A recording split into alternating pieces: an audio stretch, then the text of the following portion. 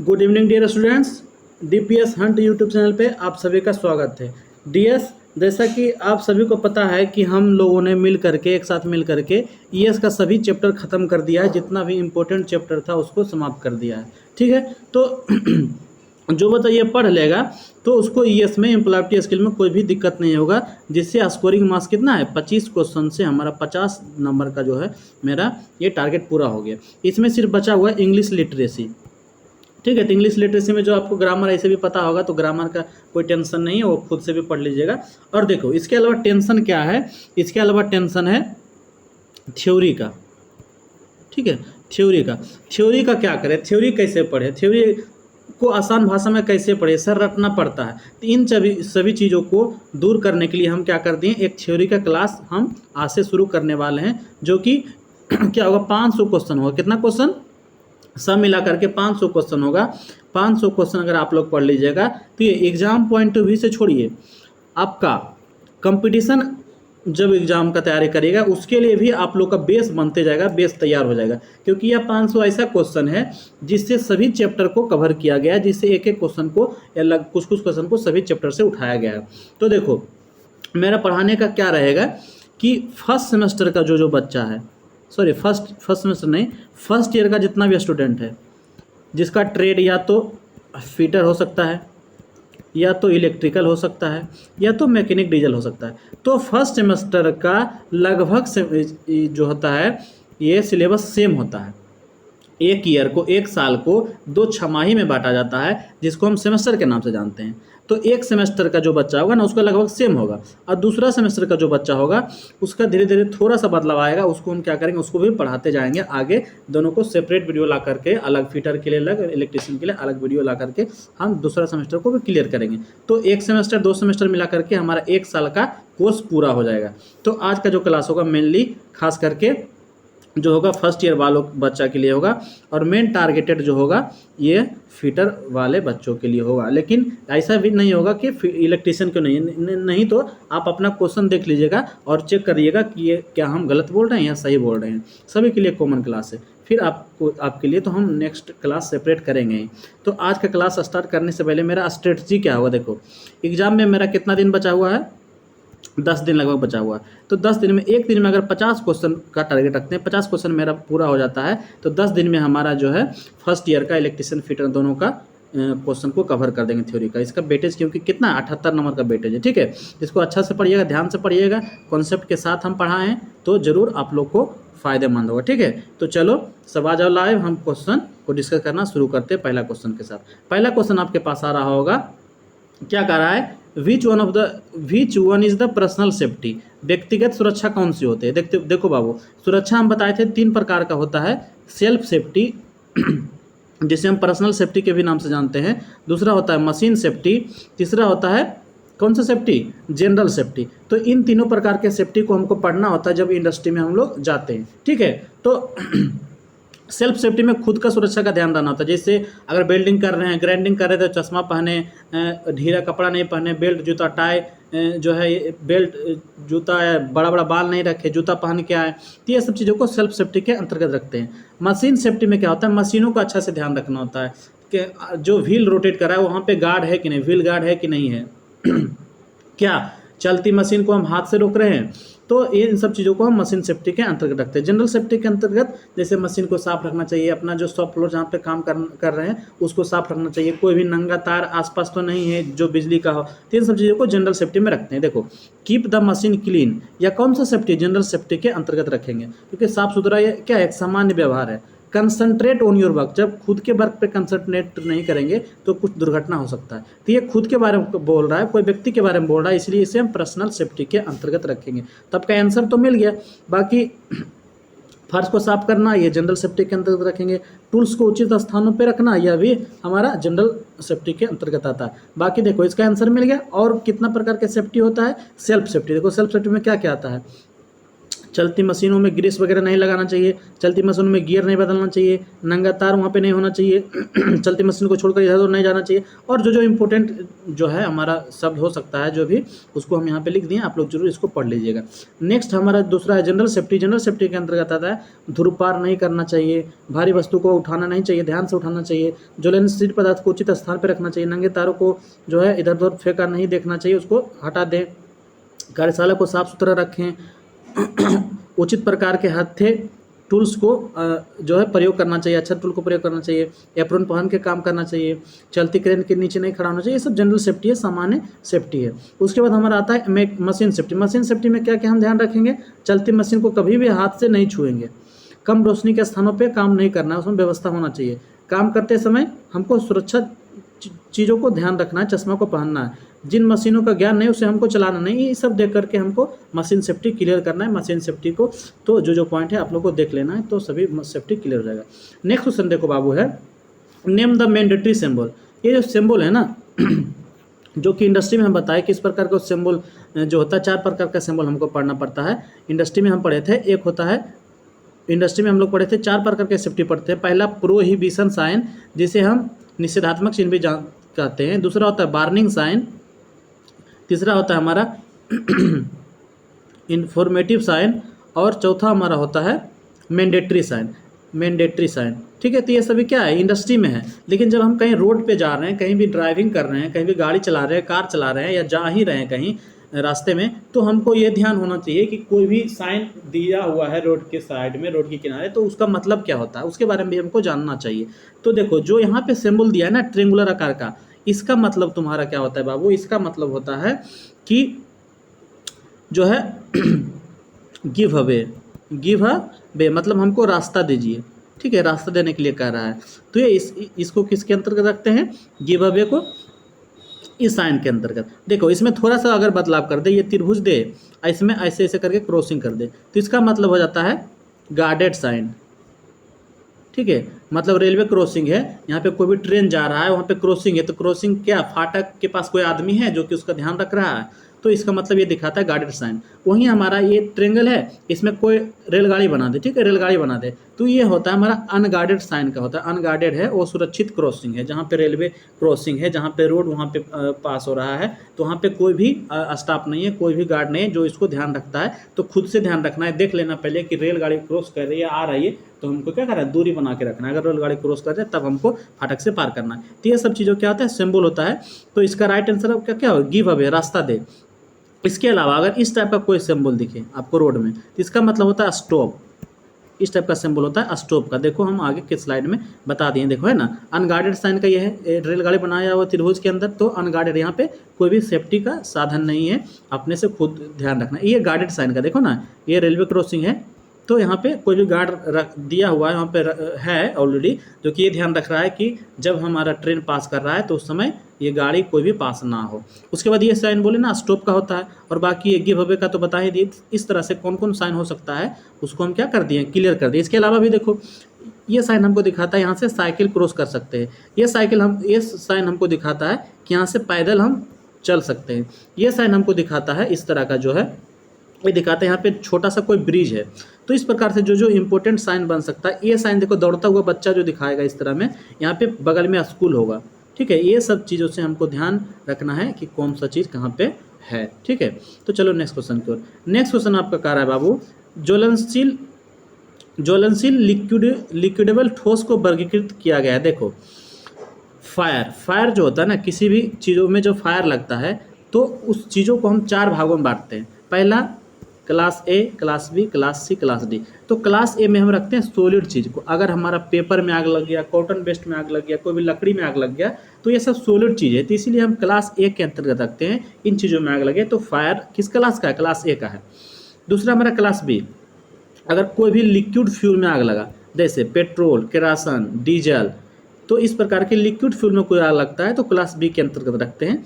उसी प्रकार से हमारा होता है गैस, सीएनजी गैस हो गया, मीथेन गैस हो गया, हाइड्रोजन गैस हो गया, तो कोई भी गैस में जब आग लगे तो हम इस प्रकार के आग को, फायर को हम रखते हैं क्लास सी के अंतर्गत। नेक्स्ट हमारा आता है क्लास डी, तो क्लास डी के अंतर्गत रखते हैं कोई भी मेटल में आग लग जाए, इलेक्ट्रिकल इक्विपमेंट में आग लग जाए, तो इन तरह के आगों को हम रखते हैं क्लास डी के अंतर्गत। तो इस तरह से किस प्रकार के श्रेणी में रखते हैं, यहाँ से देखो लिक्विड गैस है ना, लिक्विफेबल सॉलिड्स, फ्लेमेबल ऑफ क्लासिफाइड, यहाँ पे बोल रहा है फ्लेमेबल ऑफ लिक्विफेबल सॉलिड्स, जो कि ज्वलनशील लिक्विडेबल ठोस को वर्गीकृत किया गया है। ठोस जो है जो कि जल सकता है वो ठोस है, तो ठोस वाला किस में होगा, देखो ना सॉलिड, तो सॉलिड को हम ए में रखें, तो इसका राइट आंसर क्या होगा, ए इज द करेक्ट आंसर हो जाएगा।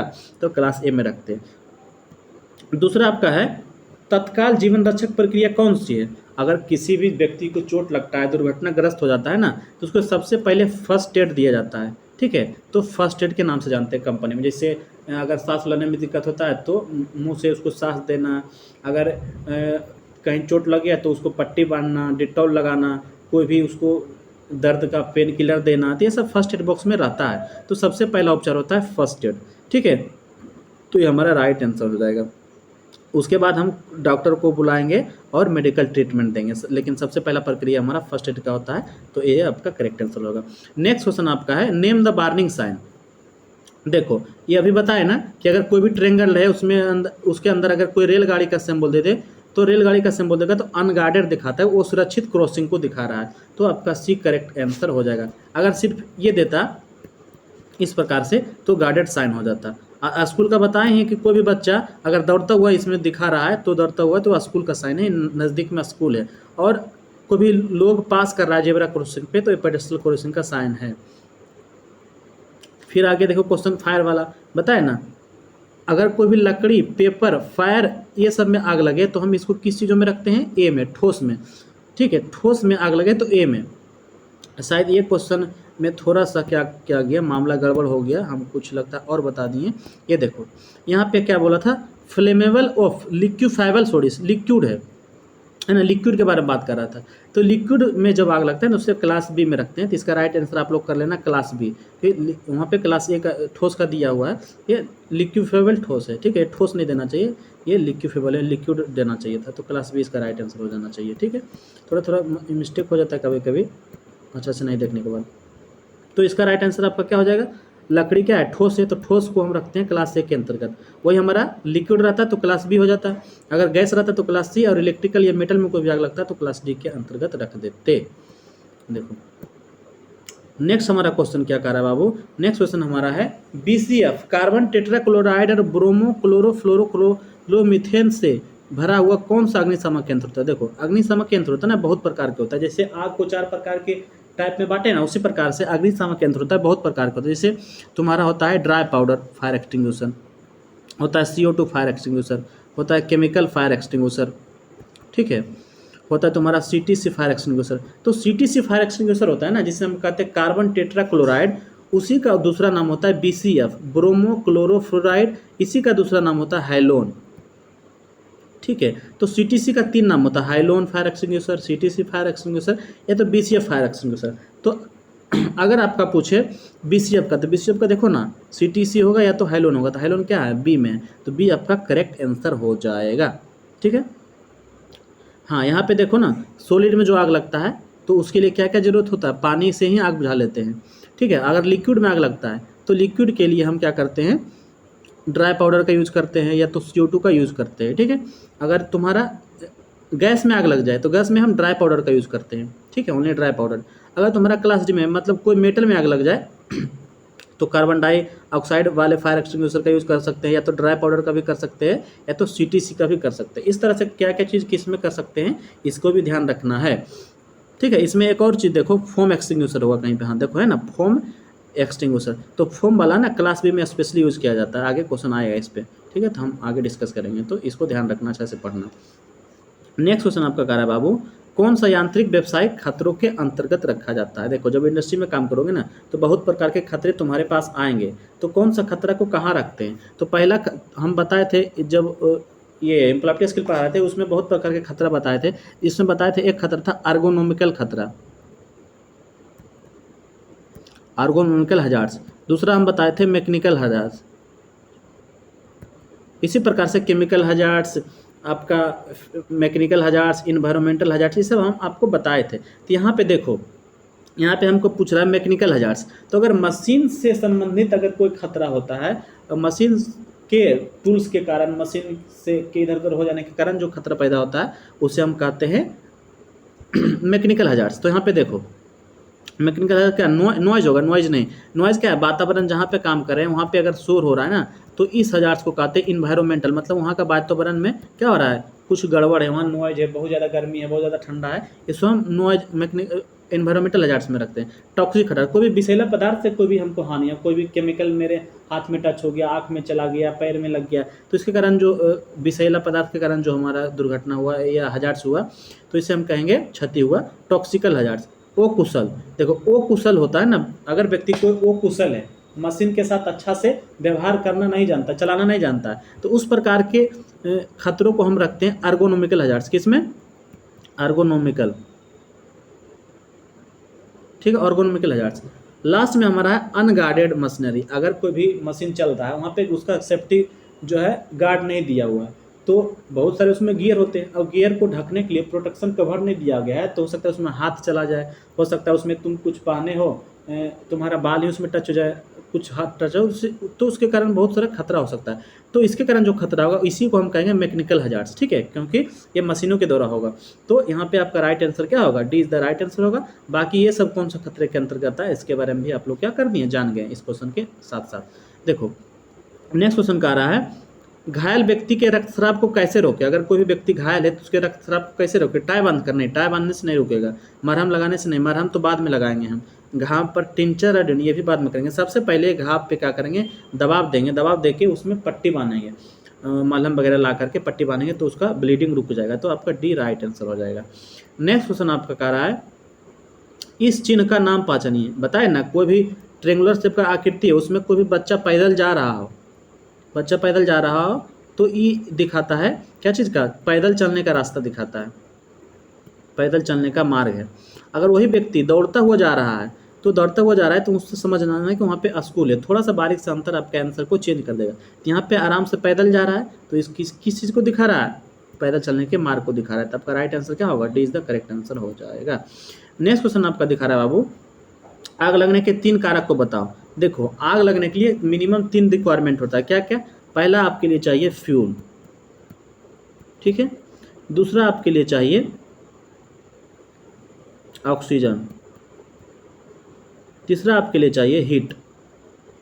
तो अगर इन तीनों में से कोई भी एक एलिमेंट नहीं रहेगा तो आपके पास कभी भी आग नहीं लग सकता है। अगर फ्यूल है, मान लो फ्यूल है, ऑक्सीजन नहीं है, तो क्या आग लगेगा, कभी भी नहीं लगेगा, क्योंकि आग को जलाने में सहायक तो ऑक्सीजन ही होता है ना, तो ऑक्सीजन नहीं रहेगा तो आग नहीं लगेगा। अगर फ्यूल भी है और ऑक्सीजन भी है लेकिन तापमान नहीं है तब भी आग नहीं लगेगा, क्यों, क्योंकि देखो कोई भी आग ना, कोई भी कहीं भी आग एक निश्चित तापमान पे लगता है, कोई भी फ्यूल हो तो उसमें आग लगने के लिए एक निश्चित तापमान होना चाहिए। मान लो हमको कहीं पे लकड़ी में आग लगाना है और उसको पानी में डाल दिए तो वो क्या हो गया, ठंडा हो गया, तो उसमें कभी भी आग नहीं लगेगा। तो तापमान भी एक फैक्टर रहता है, तो तीनों जब रहेगा तभी फ्यूल कोई भी चीज़ों में आग लग सकता है। तो फ्यूल ऑक्सीजन कहाँ है, देखो फ्यूल है, ऑक्सीजन है और हीट है, तो आपका ए राइट आंसर हो जाएगा। इसमें नाइट्रोजन दिया, नाइट्रोजन नहीं होगा, इसमें आपका इसमें भी नाइट्रोजन दे दिया, इसमें कार्बन डाइऑक्साइड दे दिया, तो कार्बन डाइऑक्साइड तो आग बुझाने में काम करता है। तो ऐसे ही 3 ऑप्शन फालतू का गलती हो गया, तो राइट आंसर आपका क्या हो गया, ए इज द करेक्ट आंसर हो गया। चलो नेक्स्ट क्वेश्चन को, नेक्स्ट क्वेश्चन आपका कह रहा है बाबू, गोल्डन आवर्स की अवधि को क्या कहा जाता है। देखो जब किसी को दुर्घटना हो जाता है, किसी के साथ किसी को चोट लग जाता है, तो चोट लगता है ना, तो उसका चोट लगने के जस्ट 30 मिनट तक का जो रहता है ना समय, उसे हम गोल्डन आवर के नाम से जानते हैं। उस समय अगर उसको सही उपचार नहीं दिया गया, सही से उसका इलाज नहीं कराया गया, तो क्या होगा, मामला गड़बड़ हो जाएगा, वो मर सकता है और ज़्यादा क्षति भी पहुंच सकता है। तो इसलिए इस 30 मिनट को क्या कहते हैं, गोल्डन आवर के नाम से जानते हैं। तो आपका राइट आंसर क्या होगा, ए आपका राइट आंसर हो जाएगा। फर्स्ट 30 मिनट आफ्टर इंसिडेंट, घटना के बाद 30 मिनट, घटना के पहले नहीं, पहले तो हमको पता नहीं रहेगा, ठीक है, तो घटना के बाद 30 मिनट का जो रहता है पीरियड, उसे हम गोल्डन पीरियड के नाम से जानते हैं। नेक्स्ट क्वेश्चन आपका देखो, नेक्स्ट क्वेश्चन आपके पास आ रहा होगा, यहाँ पे ध्यान देना आप लोग। नेक्स्ट क्वेश्चन आपके पास आ रहा होगा, क्या आ रहा है, देखो नेक्स्ट क्वेश्चन आपके पास क्या आ रहा है, कार्यस्थल पर दुर्घटना से बचने का पहला कदम क्या है। यहाँ पे आप लोग ध्यान दो, कहीं पे भी काम करें दुर्घटना से कैसे बचा सकता है। सुरक्षा उपकरण पहनकर, सुरक्षा उपकरण पहनेंगे तो ये कारण तो एक है, ये तो मानना पड़ेगा। चीज़ों को अपने तरीक़ों से करना नहीं, अगर कोई भी चीज़ को अगर जो रूल दिया है उस प्रोसीजर को फॉलो नहीं करेंगे तो ये क्या होगा, दुर्घटना का कारण बन सकता है। तो ये तो बी नंबर तो ऐसे ही गलत हो गया, अपने तरीक़ों से करेंगे तो गलती होगा ही, दुर्घटना होगा ही। सी नंबर दिया है सुरक्षा सावधानियों को पालन करके। हाँ, सबसे ज़्यादा ये 100% एक्यूरेट कारगर माना जाता है कि सुरक्षा सावधानी, जो भी मशीन को यूज़ करने से पहले सावधानियां बताया गया है, जो भी प्रोसीजर बताया गया, जो भी तरीका बताया गया है, उसको अगर फॉलो करेंगे तो कभी भी दुर्घटनाग्रस्त नहीं होंगे। तो ये आपका राइट आंसर होगा। उसके बाद बोला अत्यधिक कुशल काम करने के अभ्यास के साथ चीज़ों को करना। देखो बाबू, अगर कितना कारीगर कुशल हो, अगर सेफ्टी को फॉलो नहीं करता है, कोई भी व्यक्ति कितनों बार फ्लाइट चलाया हो, कितनों बार ड्राइविंग किया हो, लेकिन अगर ड्राइविंग सीट बेल्ट नहीं लगाएगा तो कभी भी उसके साथ दुर्घटना हो सकता है। इसीलिए जो रूल बनाया गया, जो प्रोसीजर बनाया गया काम करने के लिए, उस प्रोसीजर को फॉलो करेंगे तो 100% दुर्घटना से बचाव किया जा सकता है। अगर ये सी ऑप्शन नहीं रहता तो आपका ए करेक्ट आंसर हो जाता, लेकिन यहाँ पे सी दिया ही है तो सी आपका राइट आंसर हो जाएगा, सटीक आंसर हो जाएगा। तो सी आपका राइट आंसर हो गया। हम चलते हैं नेक्स्ट क्वेश्चन पर। नेक्स्ट क्वेश्चन आपका क्या कह रहा है, देखो बहुत मज़ेदार क्वेश्चन है। इसमें क्या कह रहा है, why does the symbol denotes, यह प्रतीक क्या दर्शाता है। तो हम सब सिंबल जब बता रहे थे, ये बता रहे थे इस प्रकार के सिंबल में क्या दर्शाता है, तो हम इसमें ये भी बताए थे कि हेक्सागोनल शेप का कोई भी आकृति रहे तो ये दिखाता है क्या चीज़ को, स्टॉप को दिखाता है, मतलब रुक जाओ रुक जाओ, ठीक है। ये दिखाता है हमको गिव अवे, रास्ता दो, ये दिखाता है रुक जाओ। तो रुक जाओ कहाँ पे, स्टॉप, आपका ये हो गया। पेडेस्ट्रियल क्रॉसिंग भी वहाँ पे था। तो ये सब सिंबल को हम पहले ही दिखा चुके हैं, तो आपको इसमें गलती का संभावना होना ही नहीं चाहिए। तो आपका ए इज द राइट आंसर हो गया। नेक्स्ट क्वेश्चन आपका बाबू आ रहा है, क्या चीज़, बेकार कागज अलगाव के लिए डिब्बे का कलर होता है।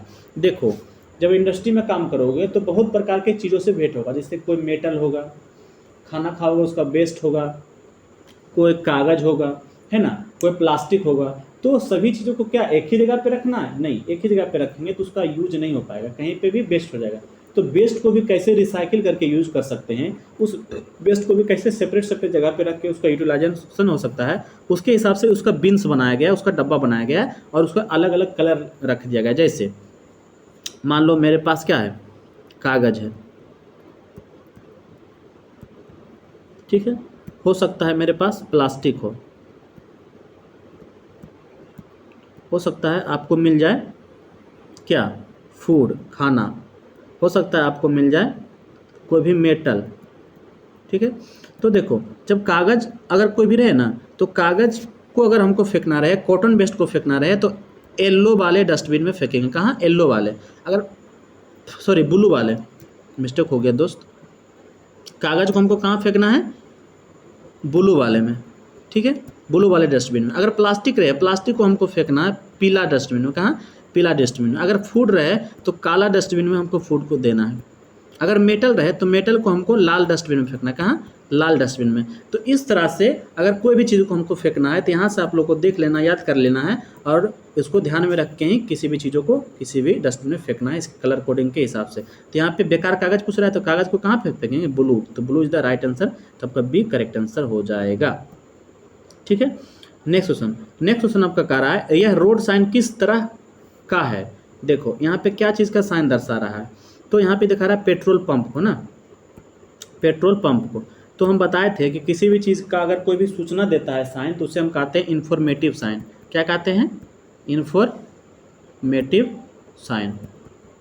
तो ये सूचना दे रहा है ना कि यहाँ पे पेट्रोल पंप है, ये सूचना दे रहा है, ये बता रहा है कि इधर दिल्ली जाने का रास्ता है, इधर दिल्ली जाने का रास्ता है, इधर यूपी जाने का रास्ता है, ये बता रहा है। तो जो बताया, जो सूचना दे उसे इन्फॉर्मेटिव साइन कहते हैं। तो यहाँ पे तो ऐसे ही इन्फॉर्मेटिव साइन मिल गया, डी करेक्ट आंसर। बाकी आपका कॉशनरी साइन, मैंडेटरी साइन, ये सब क्या है, दूसरा चीज़ों को दर्शाता है, जो हम क्या कर दिए थे, बता दिए थे एम्प्लॉयमेंट स्किल के क्लासों में अच्छा से।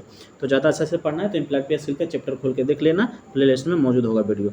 नेक्स्ट क्वेश्चन आपका होगा, बहने वाले तरल आग के लिए किस अग्निशामक यंत्र का उपयोग करते हैं। देखो यहाँ पे बहने वाले आग है, मतलब तरल का बात है, फ्लूइड का। तो बताए थे कि फ्लूइड में जब आग लगता है, तरल में आग लगता है, तो लिक्विड में आग लगता है, उससे हम किस श्रेणी में रखते हैं, बी में रखते हैं। और बी में रखते हैं तो इसके लिए कौन सा फायर एक्सटिंग्विशर बताए थे हम कि इसके लिए हम रखते हैं फोम एक्सटिंग्विशर, ठीक है। फोम एक्सटिंग्विशर या तो CO2 का भी यूज़ करते हैं। तो यहाँ पे ज़्यादा सटीक आंसर होता है फोम एक्सटिंग्विशर होता है। तो आपका राइट आंसर होगा फोम एक्सटिंग्विशर, ठीक है। और सीटी से का यूज हम करते हैं जब मेटल में आग लग जाए, मतलब कोई भी इलेक्ट्रिकल इक्विपमेंट में आग लग जाए तो हाइलोजन एक्सटिंग्विशर, इसी का नाम दूसरा है सीटीसी, इसी का नाम है बीसीएफ, तो इसका यूज़ करते हैं। ड्राई पाउडर का यूज़ करते हैं बाबू जब गैस में आग लगता है, गैस में जब आग लगता है तो ड्राई पाउडर एक्सटिंग्विशर का यूज़ करते हैं। और CO2 का जैसे कि बताएं, हम लिक्विड में आग लगे तब भी उसका यूज़ कर सकते हैं, और इलेक्ट्रिक शॉर्ट सर्किट में भी आग लगे तब भी CO2 का यूज़ कर सकते हैं, लेकिन जो सटीक होता है उसका ही यूज़ करना चाहिए। तो चलते हैं हम नेक्स्ट क्वेश्चन की ओर। नेक्स्ट क्वेश्चन आपके पास आ रहा होगा, what A denotes in ABC of first aid.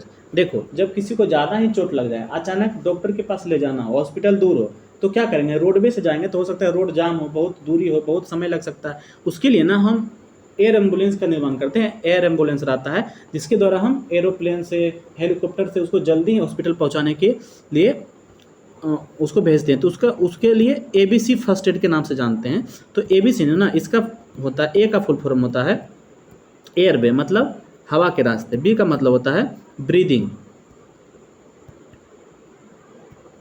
सी का मतलब होता है सर्कुलेशन, ठीक है। मतलब क्या करते हैं, हवा के रास्ते में से ले जा सकते हैं, उसको श्वास दे सकते हैं, और अच्छा से सर्कुलेशन उसके पास होना चाहिए, सर्कुलेट करना चाहिए हवा इधर उधर, ठीक है। तो आपका राइट आंसर क्या होगा, ए का पूछ रहा है ना, ए का पूछ रहा है तो एयरवे होगा। बी का पूछ रहा है तो ब्रीदिंग, सी का पूछ रहा है तो सर्कुलेशन, तो ए का पूछ रहा है, इसलिए ए आपका करेक्ट आंसर हो गया। नेक्स्ट क्वेश्चन आपके पास आ रहा है, जैविक कंपाउंड्स में मटेरियल को तोड़ने की प्रक्रिया क्या है जिसे खाद के रूप में इस्तेमाल किया जाता है। कोई भी जैविक चीज़ है, खाद, जो सड़ा गला चीज़ को अगर कहीं फेंक देते हैं तो एक खाद के रूप में कन्वर्ट होता है, जिसे हम कंपोस्ट कहते हैं, ठीक है, कंपोस्टिंग खाद है, तो इस्तेमाल किया जा सकता है। तो उस प्रक्रिया का नाम क्या है, कंपोस्टिंग, ठीक है।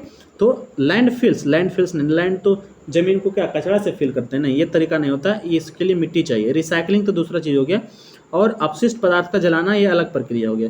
तो हम किसी चीज़ को खाद में कन्वर्ट करते हैं, उस प्रक्रिया को हम कंपोस्टिंग कहते हैं। तो आपका सी हो गया राइट आंसर। ये आपका कॉमन सेंस का क्वेश्चन था, ऐसे भी बन जाता, ठीक है। नेक्स्ट क्वेश्चन आपका है, प्लास्टिक कचरा बिन के लिए कलर कोड। चारों प्रकार का बताए थे ना, तो प्लास्टिक का क्या बताए थे हम, बताओ बाबू, कॉमेंट बॉक्स में आंसर दो। प्लास्टिक का हम बताए थे कौन सा बिन होगा, पीला, ठीक है। उसी प्रकार पीला, तो पीला आपका क्या हो गया, डी में हो गया, तो डी आपका करेक्ट आंसर तो मिल गया। रेड किसके लिए बताए थे, मेटल के लिए ना, तो मेटल आया तो ये हो गया। नीला किसके लिए बताए थे, कागज़ के लिए। और ग्रीन होता है आपका कांच के लिए। कांच अगर कहीं फेंकना हो तो ग्रीन डस्टबिन में फेंकेंगे। तो यहाँ पे पूछ किसका रहा, प्लास्टिक का, तो प्लास्टिक का पीला होगा, तो पीला, D is the right answer हो जाएगा। नेक्स्ट क्वेश्चन आपका देखो दिख रहा है, यहाँ पे पूछ रहा है एक्स का नाम बताइए ना। तो यहाँ पे देखो एक्स का नाम बताना, पहले ये चीज़ है क्या, कटिंग टूल से, जिससे हम किसी भी मेटल को हटाना रहता है, किसी भी जॉब को बनाना रहता है, तो उसे मेटल हटाने के लिए जिस टूल्स की आवश्यकता होती है, तो उसमें से एक टूल है जिसे हम फाइल के नाम से जानते हैं। इसका नाम क्या है, फाइल, इसे हिंदी में रेती के नाम से जानते हैं, ठीक है। तो इसमें ना बहुत सारा पार्ट्स है, उसका अलग अलग नाम है, तो उसको पढ़ना जरूरी है क्योंकि ये कंपटीशन पॉइंट ऑफ व्यू से बहुत इंपॉर्टेंट है। देखो तो सबसे पहले हम पढ़ते हैं जो है लकड़ी का चीज़, इसे हम कहते हैं हैंडल, जिसको पकड़ते हैं, पकड़ने के काम में आता है, ठीक है। ये हैंडल हो गया, और हैंडल के अंदर ना, छोड़ो, इसके बाद हम आते हैं सीधे ये फेस पे, जिस पे हमारा दांता कटा हुआ है ना, ये जिस पे दांता हमारा कटा हुआ है, इसको हम क्या कहते हैं, इसको हम कहते हैं फेस। क्या कहते हैं, फेस। जो चौड़ा जगह है ना, ये स्थान जिस पे दांत कटा हुआ, ये फेस हो गया। और ये किनारा, जो किनारा है, ये किनारा चौड़ा पतला पट्टी है, इसे हम कहते हैं एज, ठीक है। और ये फाइल का जो लास्ट वाला टिप है, ये पॉइंट है, या सबसे लास्ट वाला भाग है, उसे पॉइंट या टिप के नाम से जानते हैं। पॉइंट भी कहते हैं, कभी कभी इसे टिप भी कहते हैं, ठीक है। अब देखो एक चीज़ और है, ये आपका जो खाली भाग है ना, जिसमें दांत आपका नहीं कटा हुआ, इस खाली भाग को हम कहते हैं हील के नाम से जानते हैं। क्या चीज़, हील पे। यहीं पे ही इसका कंपनी का नाम, कौन कंपनी इस फाइल को बनाया है, इस फाइल का साइज़ क्या है, ये हील पे ही दर्शाया हुआ रहता है। उसके बाद देखो ये थोड़ा सा कर्व टाइप का शेप है ना, इस शेप को हम कहते हैं शोल्डर है। ये शोल्डर है, किसका शोल्डर है, ये फाइल का शोल्डर कहा जाता है। और देखो यह ना, ये पतला मेटल अंदर की ओर घुसा होगा, हैंडल में कुछ लोहा जो होगा इसका, वो अंदर घुसा होगा फाइल के अंदर। तो जो भाग फाइल के, ये हैंडल के अंदर होगा, उसे हम कहते हैं, क्या कहते हैं, टैंग। इसे टैंग के नाम से जानते हैं, ठीक है।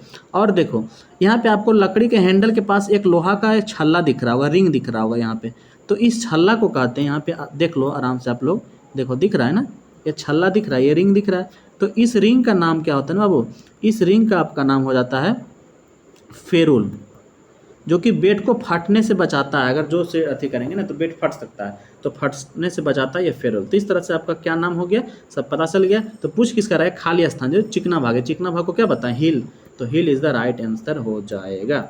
नेक्स्ट क्वेश्चन आपका क्या कर रहा है बाबू, एक ट्राई स्क्वायर का उपयोग क्या होता है। तो ट्राई स्क्वायर ना एल शेप का एक कोई इंस्ट्रूमेंट रहता है, एल शेप का, ठीक है। तो एल शेप में जो होता है ना, दो भाग इसका माना जाता है, एक भाग को हम ब्लेड कहते हैं, दूसरा भाग को हम स्टोक के नाम से जानते हैं। दोनों एक दूसरे से 90 डिग्री पे जुड़ा होता है। इसका काम होता है किसी भी जॉब का, किसी भी वर्क पीस का फ्लैटनेस चेक करना और उसके किनारा का 90 डिग्री चेक करना, दो काम है। तो यहाँ देखो ना, चेक द राइट एंगल, समकोण का जांच करता है, न्यून कोण का जांच नहीं करता है, ऑब्ट्यूस एंगल का भी जांच नहीं करता है, स्ट्रेट एंगल का भी जांच नहीं करता है। एंगल का सीधा पूछे तो सीधे 90 डिग्री का जांच करता है, ठीक है। तो आपका राइट आंसर क्या होगा, राइट एंगल चेक करना। ये कैसा दिखता है देख लो, यही हमारा क्या है, ट्राई स्क्वायर है, तो इंजीनियरिंग स्क्वायर है, जिसका दो भाग है, बताएं स्टोक है या ब्लेड है। तो बोलिएगा सर कौन सा स्टोक है कौन सा ब्लेड है। तो इसमें आपको ध्यान रखना है कि जो मोटा दिखे है ना, ये मोटा है तो मोटा भाग को स्टोक कहते हैं और पतला भाग को ब्लेड कहते हैं, और एक दूसरे से 90 डिग्री पे जुड़ा होता है, जो हम बता चुके हैं। और इसका काम क्या है, फ्लैटनेस चेक करना और राइट एंगल चेक करना। तो इसमें राइट एंगल दिया हुआ है, तो राइट एंगल राइट आंसर हो जाएगा। नेक्स्ट क्वेश्चन आपका बाबू है, कौन सा मार्किंग मीडिया जहरीला होता है। देखो मार्किंग मीडिया ना 3-4 प्रकार के होता है, जैसे व्हाइट आश हो गया, पार्सियन ब्लू हो गया, कॉपर सल्फेट हो गया, सेलुलर लिकर हो गया। तो जहरीला माना जाता है कॉपर सल्फेट को, इसीलिए कभी भी इसको हाथों से उपयोग नहीं करना चाहिए। अगर उपयोग किए भी तो अच्छी तरह से हम इसको हाथों को धो लेना चाहिए, है ना, क्योंकि ये जहरीला होता है। तो जहरीला ये हो गया। बाकी सभी जो होता है ये मार्किंग मीडिया ही है। तो मार्किंग मीडिया का यूज कब करते हैं, जब किसी भी जॉब में कोई भी शेप बनाना हो, कोई भी ड्राइंग के अनुसार आकृति बनाना हो, जैसे यहाँ पे एक छेद करना हो गोलाकार, एक यहाँ पे कोई भी वर्गाकार कोई स्लॉट बनाना हो, तो इसमें क्या करेंगे, कोई भी पहले एक टुकड़ा लेंगे मेटल का, उस मेटल को पहले जो साइज़ दिया रहेगा उस साइज़ में बनाएंगे, फिनिश करेंगे फाइल के द्वारा। फिनिशिंग करने के बाद हम जब इसमें मार्किंग करेंगे तब ना जैसे ये हमको वर्क बनाना है, तो इस पे लाइन रहेगा तब ना हम इसी के हिसाब से कटिंग करेंगे। तो लाइन जब मेटल पे बनाएंगे तो वो दिखेगा नहीं, अच्छा से दिखेगा नहीं। तो इसलिए हम क्या करते हैं, उसमें एक मार्किंग मीडिया का एक लेयर बना देते हैं, एक परत बना देते हैं, जिससे क्या होता है हमको दिखने लगता है साफ साफ। यहाँ पे एक क्या करते हैं, मार्किंग मीडिया लगा देते हैं। तो मार्किंग मीडिया लगा दिए, अब इस पर मार्किंग करेंगे तो आराम से दिखेगा। तो इस मार्किंग मीडिया जो होता है कैसा कैसा दिखता है, देखो यहाँ पे तुमको ये मार्किंग मीडिया का चौक का भी मार्किंग मीडिया के रूप में यूज करते हैं। चौक को थोड़ा सा पानी में भिगा के जब लोहा पे रगड़ देते हैं तो एक लेयर बन जाता है, उस पर हम मार्किंग कर सकते हैं, जो कि वर्नियर हाइट गेज या जेनी कैलिपर से किया जाता है। उसके बाद ये हमारा पार्सियन बोल हो गया, कॉपर सल्फेट हो गया या सेलुलर लिकर हो गया। तो यही आपका कॉपर सल्फेट है जिसे हम जहरीला मानते हैं। तो आपका राइट आंसर क्या हो गया, सी करेक्ट आंसर हो गया। ठीक है, नेक्स्ट क्वेश्चन आपका है, यूनिवर्सल सरफेस गेज कौन सा हिस्सा अस्क्राइबर को पकड़ता है। देखो यूनिवर्सल सरफेस गेज होता क्या है, यहाँ पे आप लोग देखो, यूनिवर्सल सरफेस गेज एक ऐसा इंस्ट्रूमेंट है जिसके द्वारा अगर कोई भी जो को लेथ मशीन पे बांध रहे हैं, तो लेथ मशीन पे बांधते समय उसको उसका सेंटर सही है कि नहीं, वो क्या इसेंट्रिक जॉब तो नहीं बन गया, इसेंट्रिसिटी उसका कुछ नहीं रह गया, वो एक्चुअल में जो लेथ का सेंटर है उसके साथ अलाइन हुआ कि नहीं, उसको चेक करने के लिए हम यूनिवर्सल सरफेस गेज का यूज़ करते हैं। दूसरा, कोई भी पैरेलल लाइन भी खींचना हो तब भी हम इसका यूज कर लेते हैं। तो मेनली यूज इसका इसेंट्रिसिटी चेक करने में ही किया जाता है। तो यहाँ पे देखो ना कैसा दिखता है, ये जो खड़ा पोर्शन है, ये लंबा जो डंडा दिख रहा है उसे हम कहते हैं स्पिंडल, और स्पिंडल पे ना ये नट टाइप का जो आकृति दिख रहा है, इस नट को कहते हैं, ये जो गोलाकार है इसे स्नग कहते हैं, ठीक है। और स्नग के साथ ये लंबा छड़ी जो दिख रहा है ना, यही अस्क्राइबर है, क्या है, जिसके द्वारा हम मार्किंग करते हैं यहाँ से अस्क्राइबर। तो यहाँ पे यही क्वेश्चन पूछ रहा है, अस्क्राइबर किससे जुड़ा रहता है, तो आपको दिख रहा होगा अस्क्राइबर किसके साथ है, ये स्नग के साथ जुड़ा हुआ, स्पिंडल पे कसा हुआ है, किसके द्वारा, स्नग के साथ, नट बोल्ट के द्वारा क्लैंप कर दिया गया है। तो राइट आंसर आपका क्या होगा, snug is the right answer. ठीक है, इसका बेस नीचे रहता है और स्पिंडल अस्क्राइबर ये सब है। तो ज़्यादा डिटेल इसमें जाएंगे तो वीडियो लंबा हो जाएगा, तो ए इज द करेक्ट आंसर होगा। नेक्स्ट क्वेश्चन आपका पूछ रहा है, what is the name of voice, ये कौन सा वॉइस है। देखो किसी भी चीज़ को पकड़ने के लिए ना एक टूल्स की आवश्यकता होती है, जिसे हम वाइस के नाम से जानते हैं। कोई भी बड़ा बड़ा जॉब हो तो उसको क्या हाथ से पकड़ा जा सकता है? बिल्कुल नहीं पकड़ा जा सकता। उसको पकड़ने के लिए एक टूल्स का यूज होता है। तो अगर मान लो कोई भी चीज़ को हाथ में रख के काम करना हो, छोटा छोटा चीज़ है, उसमें अगर फाइलिंग करना हो, कटिंग करना हो, तो उसको पकड़ेंगे ना उस चीज़ों को। तो पकड़ने के लिए हाथ में पकड़ के जिस वाइस का यूज़ करते हैं उसे हैंड वाइस के नाम से जानते हैं। तो ये देखो ना, ऐसे भी शेप में छोटा दिख रहा है, जिसमें ये हमारा बिंग नट है। बिंग नट को आराम से हाथ से खोल सकते हैं, कस सकते हैं, और यहाँ पे कोई भी जॉब को, छोटा जॉब को रख करके इसमें वर्क कर सकते हैं, कोई भी ऑपरेशन कर सकते हैं, परफॉर्म कर सकते हैं। तो यह जो है हमारा हैंड वाइस को दर्शा रहा है, ठीक है। इसके अलावा भी बहुत वाइस होता है, जैसे पाइप वाइस होता है। पाइप को पकड़ने के लिए पाइप वाइस का यूज़ किया जाता है, और ये तो हैंड वाइस, इसका राइट आंसर हो ही गया। पिन वाइस, छोटे छोटे पिन को पकड़ने के लिए पिन वाइस का यूज़ करते हैं। क्विक रिलीज बेंच वाइस, जहाँ पे हमको वाइस को अचानक खोलना रहता है, बार बार उसका जॉ को बार बार खोलना रहता है, कसना रहता है, तो उस प्रकार के चीज़ों में हम क्विक रिलीज बेंच वाइस में का यूज़ करते हैं। तो यहाँ पे क्या होता है ना बाबू, बेंच वाइस और क्विक रिलीज बेंच वाइस में थोड़ा सा अंतर होता है। क्विक रिलीज बेंच वाइस में एक लीवर को अटैच कर देते हैं, अगर लीवर को प्रेस करेंगे तो उसका जो जॉ होगा, मूवेबल जॉ, आराम से तुरंत खुल जाएगा। जैसे देखो, हम इसका राइट आंसर तो आपका हैंड वाइस हो गया, ठीक है। यहाँ पे देखो पिन वाइस है, तो पिन वाइस के अंदर यहाँ पे चक लगा रहता है। चक में हम क्या करते हैं, यहाँ पे पिन को पकड़ते हैं। देखो ना, एक छोटा सा पिन को पकड़ लिया है पिन वाइस, तो पिन को पकड़ने के लिए हमारा पिन वाइस हो गया। ये देखो क्विक रिलीज बेंच वाइस यही हुआ। यहाँ पे देखो, यहाँ पे कोई भी जॉ को कसते हैं, और इस मान लो इसका जो जॉ है दोनों, बार बार इसको खोलना रहे, किसी भी जॉब को पकड़ना रहे, खोलना रहे, बार बार चेक करना रहे, तो कसने खोलने में इसका देरी होगा। तो यहाँ पे देखो ना, एक लीवर लगा दिए हैं, तो इस लीवर को अगर नीचे प्रेस करेंगे ना, तो तुरंत ये क्या होगा, इसका जॉ खुल जाएगा, ठीक है। तो इसीलिए हम इसको क्विक रिलीज बेंच वाइस कहते हैं। और ये हमारा पाइप वाइस है, जिसका दोनों ऊपर और नीचे का जो होता है वी शेप में रहता है। यहाँ पे कोई भी गोलाकार रोड को रख देंगे तो ये आराम से कस जाए, इसको हैंडल को घुमाएंगे तो यहाँ पे टाइट हो जाएगा। तो इस तरह से जो बाबू आज का क्लास यहीं पे समाप्त करते हैं। 25 क्वेश्चन मेरा कंप्लीट हो पाया, 50 क्वेश्चन कंप्लीट नहीं हो पाया अधिक समय होने के कारण। तो अगर वीडियो आप लोग को अच्छा लगा होगा, वीडियो को लाइक कर देना, चैनल को सब्सक्राइब कर देना, ठीक है। तो इसी प्रकार के वीडियो आपके पास लाते रहेंगे एग्ज़ाम तक, और पूरा सिलेबस कंप्लीट करके ही मानेंगे, ठीक है। तो आज के लिए इतना ही। Thanks to all.